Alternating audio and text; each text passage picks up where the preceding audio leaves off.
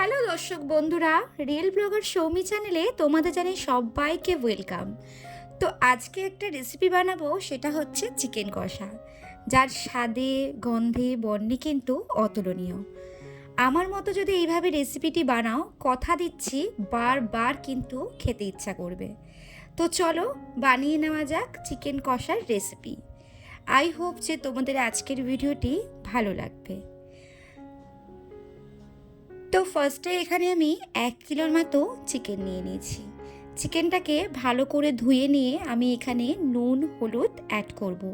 তো এখানে আমি একটু ফার্স্টে কাশ্মীরি রেড চিলি পাউডার দিয়ে দিয়েছি, তার মধ্যে ধনে গুঁড়ো, হলুদ এবং জিরের গুঁড়ো দিয়েছি। দেওয়ার পরে এখানে একটু গোলমরিচের গুঁড়ো কিন্তু আমি এখানে অ্যাড করেছি। স্বাদ মতো নুন দিয়ে ভালো করে কিন্তু আমি ম্যারিনেশনটা এবারে করে নেব। তো এর মধ্যে আমি কিন্তু কিছুটা জড়িয়ে রাখা টক দইও দিয়েছি। টক দইটা মিনিমাম 100 থেকে 150 গ্রামের মতোই কিন্তু দিতে হবে, এর বেশি দেওয়ার কিন্তু দরকার নেই। তো দেখো, সব উপকরণ দিয়ে লাস্টে একটু সর্ষের তেল দিয়ে ভালো করে কিন্তু আমি হাত দিয়ে ভালো করে কিন্তু ম্যারিনেশনটা করে নেব।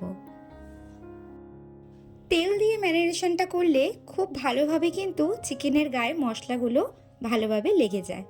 তো এবারে আমি হাত দিয়ে ভালো করে ঘষে ঘষে কিন্তু আমি চিকেনগুলোকে ম্যারিনেশনের জন্য রেখে দিলাম। এখানে আমি আধ ঘন্টার জন্য রেখেছি, যদি তোমাদের হাতে সময় থাকে 1 ঘন্টাও রাখতে পারো। তো তারপরে আমি কড়া বসিয়ে দিয়ে এখানে আমি সর্ষের তেল অ্যাড করেছি, আর চিকেনটা বেশিরভাগ কিন্তু সর্ষের তেলেই আমরা রান্না করে থাকি। তো ভালো করে বড় বড় লম্বা লম্বা করে পেঁয়াজ কেটে এখানে আমি 2টো পেঁয়াজ অ্যাড করেছি। তো ভালো করে একটা পেঁয়াজের বেরেস্তা বানিয়ে নিয়েছি। দেখতেই পাচ্ছ কি সুন্দর বাদামি কালারের রং হয়ে এসছে। তারপরে ওই তেলে আমি কিছু গোটা গরম মশলা অ্যাড করে নেব। তো এখানে আমি দিয়েছি দারচিনি, লবঙ্গ, এলাচ আর হচ্ছে গোটা গোলমরিচ। তো ভালো করে আমি দিয়ে নিয়ে এখানে আমি একটু তেজপাতা অ্যাড করব। তেজপাতা দিয়ে ভালো করে কিন্তু আমি মশলা দিয়ে ভাজা ভাজা করে নেব। তার সঙ্গে একটু কিন্তু জিরেও আমি অ্যাড করেছি ফোড়নের জন্য। তো ভালো করে মশলাগুলো ভাজা হয়ে গেলে এখানে আমি আরেক দুটো পেঁয়াজ আমি ঝিরিঝিরি করে কিন্তু কেটে নিয়েছি। এখানে আমি 2টো পেঁয়াজ অ্যাড করেছি। তো ভালো করে এবারে দেখো পেঁয়াজটাকে লাল লাল করে কিন্তু ভেজে নিতে হবে। সব মশলার সাথে পেঁয়াজটা যতক্ষণ না লাল লাল হবে ততক্ষণ কিন্তু ভাজতে হবে। তো তারপরে দেখো আমার এখানে কিন্তু পেঁয়াজটা বেশ কিন্তু অন্য একটা বাদামি কালার রং হয়ে এসছে। তো তার মধ্যে আমি অ্যাড করব আদা রসুন বাটা আর লঙ্কা বাটা। তো আমি এখানে কাঁচা লঙ্কা দিয়েই কিন্তু রান্নাটা আমি করছি। কাঁচা লঙ্কা দিয়ে কিন্তু রান্না করলে ভালোই লাগে। তো এখানে দেখো ভালো করে কিন্তু আমি মশলাটা আমি কষিয়ে নেব। 4 থেকে 5 মিনিট কষিয়ে নেওয়ার পর আদা রসুনের গন্ধটা কিন্তু চলে যাবে। তো তারপর আমি এখানে একটু কালারের জন্য Kashmiri red chilli powder add করেছি এবং একটু হলুদ গুঁড়ো অ্যাড করেছি। যেহেতু আগে আমি লঙ্কা বাটা দিয়েছি, তার জন্য এখানে কিন্তু লঙ্কার গুঁড়ো আমি অ্যাড করিনি। জাস্ট কালারের জন্য কিন্তু আমি কাশ্মীরি রেড চিলি পাউডারটা দিয়েছি, ঝাল লঙ্কার গুঁড়ো কিন্তু আমি এখানে দিইনি।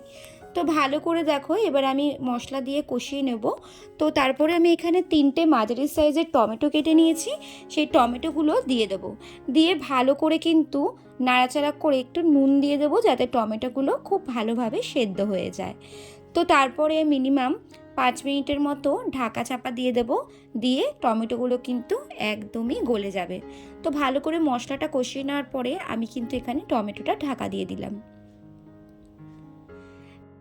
2-3 মিনিট পর কিন্তু দেখো টমেটোগুলো কিন্তু একদমই সেদ্ধ হয়ে গেছে। তো ভালো করে টমেটোগুলোকে দিয়ে আর একবার নাড়াচাড়া করে আমি যে ম্যারিনেশন করে রেখেছিলাম সেই মাংসগুলো এবার আমি দিয়ে দেবো। দিয়ে কিন্তু ভালো করে কিন্তু মশলার সাথে কষিয়ে নিতে হবে। এই সময় চিকেন থেকে কিন্তু জল বেরাবে, তখন কিন্তু ভালো করে আমি কষাতে পারবো না। তাই গ্যাসের ফ্লেমটা আমি হাইতে রেখে ভালো করে কিন্তু কষিয়ে আমি ঢাকা দিয়ে কিন্তু মাংসটা আমি করব। তো এদিকে ঢাকা দিয়ে মাংসটা হতে দিয়েছি, আর এখানে আমি কিছু শুকনো মশলা আমি ড্রাই রোস্ট করে নেব।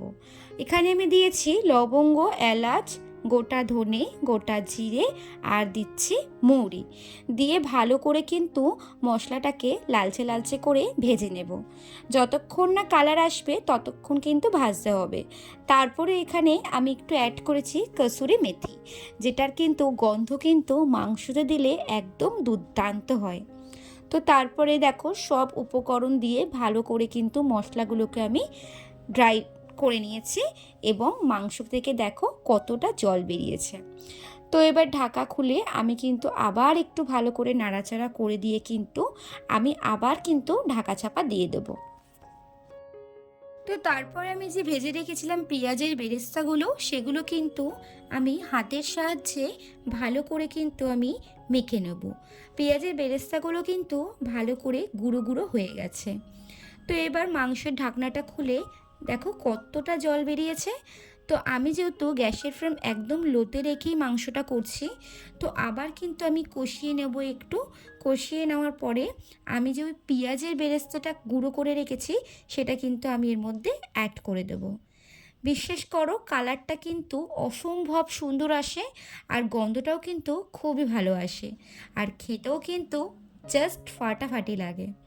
তো তোমরাও একবার আমার মতো যেভাবে আমি বলেছিলাম বা যেভাবে রান্নাটা আমি করছি, তোমরাও যদি এইভাবে দেখে যদি রান্নাটা করো অসম্ভব সুন্দর খেতে হবে আর একবার খেলে বারবার কিন্তু করে খেতে ইচ্ছা করবে। তো তারপরে আমি আবার ঢাকা দিয়ে আবার 5 মিনিটের মতো কষিয়ে নেব। কষিয়ে নেওয়ার পরে এখানে যে মশলাটা আমি বানিয়েছিলাম এবারে সেই মশলাটা কিন্তু আমি এখানে অ্যাড করে দেবো। তো বাড়িতে এই মশলাটা কিন্তু গন্ধ খুবই ভালো আসে আর গরম ভাতের সাথে কিন্তু গরম ভাত হোক বা পরোটা হোক বা রুটি হোক জাস্ট কিন্তু ফাটাফাটি লাগে। আমি তোমাদেরকে অনুরোধ করব তোমরা একবার কিন্তু এই রেসিপিটি বানিয়ে খেতে পারো। তার আগে বলে দিই, যদি কেউ আমার চ্যানেলটি সাবস্ক্রাইব না করে থাকো এখনও পর্যন্ত, বলবো যাও গিয়ে সাবস্ক্রাইব করে এসো আর পাশে থাকা বেল আইকনটি ক্লিক করে দিও আর লাইক কমেন্ট শেয়ার করতে কিন্তু একদমই ভুলো না। তো আমার চ্যানেলে নতুন নতুন ভিডিও পাওয়ার জন্য আমার চ্যানেলটি কিন্তু সাবস্ক্রাইব করতে হবে। Thanks for watching my video.